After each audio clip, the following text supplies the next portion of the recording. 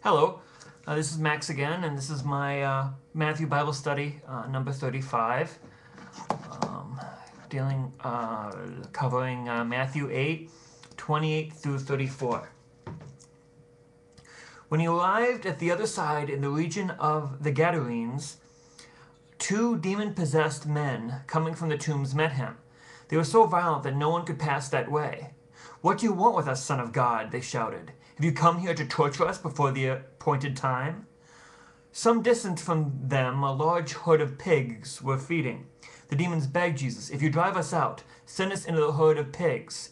He said to them, "Go." So they came out and went into the pigs, and the whole herd rushed down the steep bank and into the lake and died in the water.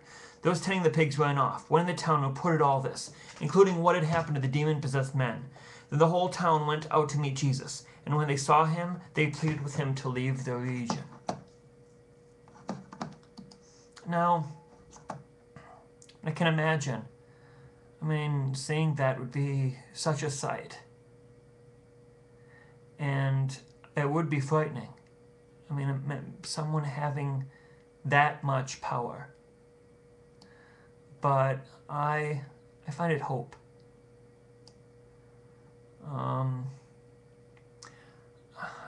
I don't have that much to talk about the text itself, but it does make me think about demons. Are demons still around? Or is it something that was just biblical days? And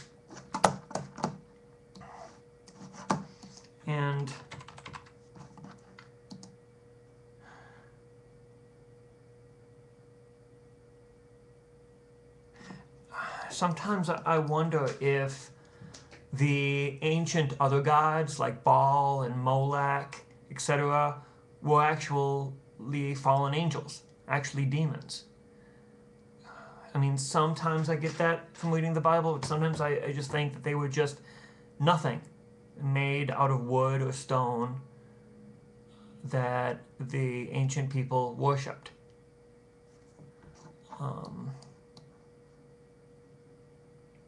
And some people say that the demons were mental illness. And sometimes I wonder if I have a demon.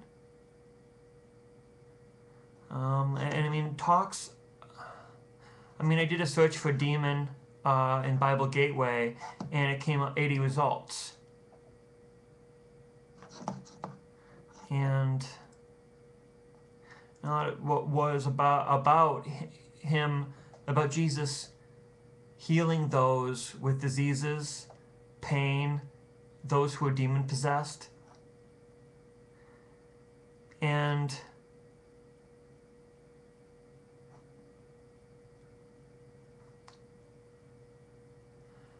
one, which I'll cover a little bit later in Matthew 9:32, is a man who was demon possessed and could not talk.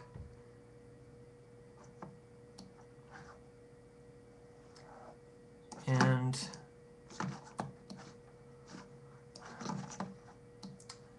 I thought, I don't know if what I have is just regular run-of-the-mill OCD, social anxiety disorder, generalized anxiety disorder, or if it's something demonic, or if it's something, because sometimes I have thoughts about God, and I have thoughts that I want to pray, and I want to give all my heart, but there's like something holding me back. It feels like an invisible hand. That's the analogy that I give. It's just something and sometimes I'm in church and I have this thought in the back of my head that just like bullshit. I don't think it's bullshit, but that's what's in the back of my head. And sometimes I'm wondering if I have unclean spirit in me.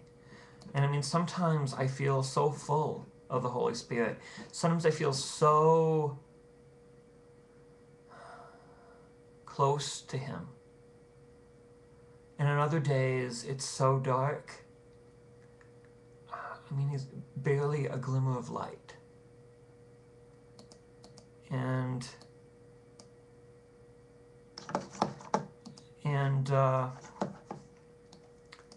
I've been looking into deliverance ministries and talking about like curses and like family and like sins and demons passing. And I mean, mental illness can be genetic. And I'm wondering, is that partly?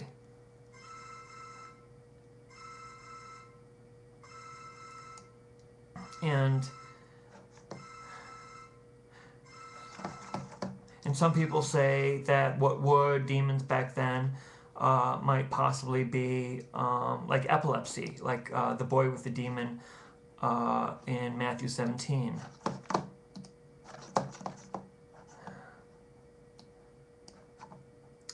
I don't know. What do you think about demons? I mean, do you think demons are real?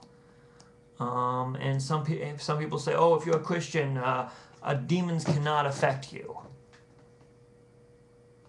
I personally, I kind of think if you are a Christian, the demons are going to try their hardest to make you lose faith, to bring you down, to attack you. I mean, I don't think the temptation, like some people call like the demon of alcoholism a demon, or pornography addiction a demon. And some people say, oh, you're not a Christian. If you have the desires, the temptations, no, you wouldn't have that because you're a Christian, because you're really born again. I say no. I mean, once you're born again and you're trying to stop, that's when it's going to be even harder. That's when the temptation is going to be even stronger. I mean, and that's when you have to lay it down to God and let God help you overcome that demon. But I don't know. I mean, I've heard like deliverance ministries is a sham. I've talked to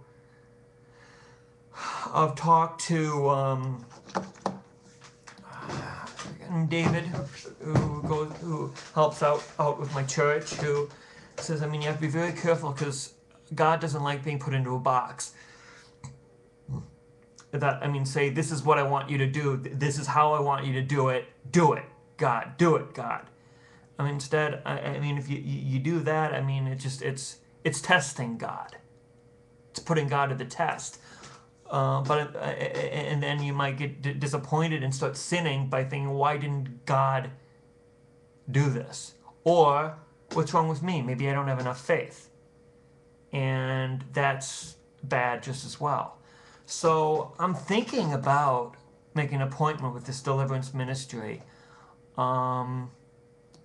with a mind thinking, if it helps, that is the way God is going to help me.